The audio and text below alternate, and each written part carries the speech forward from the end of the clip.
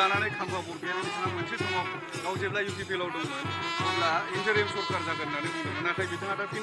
BPF आव थांफिननायनि उनाव interim सरकार जाया BPF सरकारा बाया बायदि बायदि बिबुंथि लायो। मोनसे खोथा खोनासं नोंथांमोननि मिडियानि गेजेरजों आं बुंनो नागिरदों जे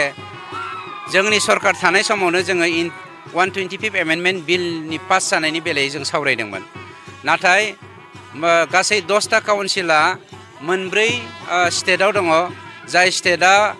आसामनि अनगायै स्टेटफोरा आसामनि अनगायै मेघालय बेवहाय मोनथाम दं मिज'राम बेवहाय मोनथाम दं त्रिपुरा मोनसे दं बे मोनस्नि काउन्सिलनि मोनथाम स्टेटआ हेफाजाब होयैनि जाहोनाव जोंनो हम मिनिस्ट्रिया साजेसन होनाय बायदियै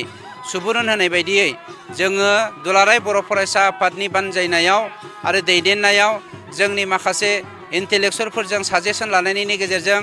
जोंनि सरकारनि समावनो जोङो मोनसे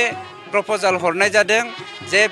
बिटिआरनि एकर्डआ जेरावहाय आसामाव जादों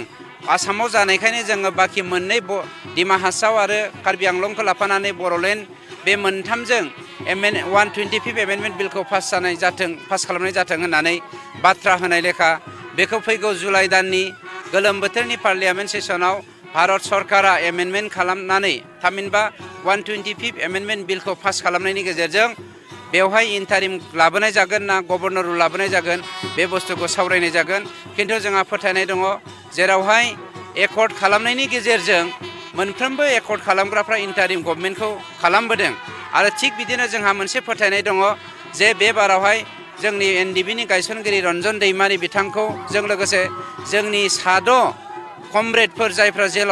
जेलाव दङ बिथांमोनखौ जोङो जुलाइ दाननि पार्लियामेन्ट सेसननि 125 एमेन्डमेन्ट बिल पास जानायनि सिगांनो बख'नानै गासैबो रायजो राजानि साजेसन बायदियै सुबुरुन बायदियै जोंनि एनडिबिनि गायसनगिरि रन्जन दैमारिखौ फैगौ इन्टारिम गभर्नमेन्टआव जोङो